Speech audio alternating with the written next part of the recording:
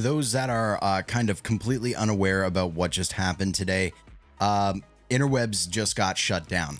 Now, we don't exactly know who shut them down. I'm going to just put it out there and probably say Activision, given what cheats they've been selling and all that kind of stuff. Obviously, I did a lot of promo on TikTok for their COD cheat, but generally what I'm thinking now is Activision is taking it a little far, especially if it was Activision that sent them a C&D, primarily because their entire site is down. A lot of people thought like, oh, maybe it was just the COD cheat was removed, but the notice on their site pretty much makes it clear that they're done. INTERWEBZ was one of the cheats that I reviewed at the early of CS2, so I'll play some footage of what that looked like. But for a very long time, they've been a very well-rounded cheat provider that has had really, like, I was just cheating on Call of Duty the other day with INTERWEBZ. I'm not even kidding.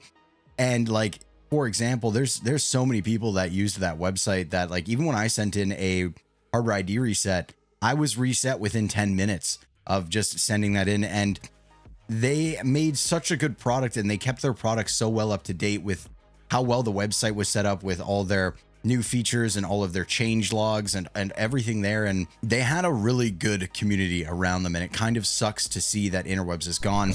But I figured I'd make this video because every time I've recommended a COD cheat, I've always just said sign up for INTERWEBZ. And I think it's a little announcement that kind of comes you know, crashing down when you realize how shitty it actually is that their entire site is gone over possibly one or two cheats that they had.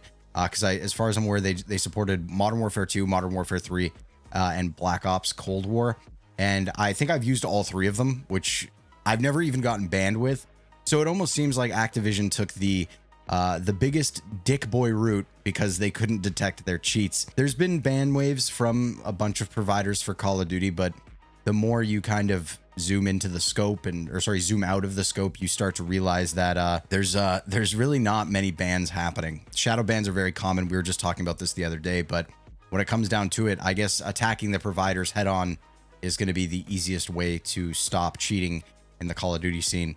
But also not at all, because engine owning is still a thing. Engine owning took that C&D, spit in Activision's face, and they to this day still do free weekends for their COD cheats.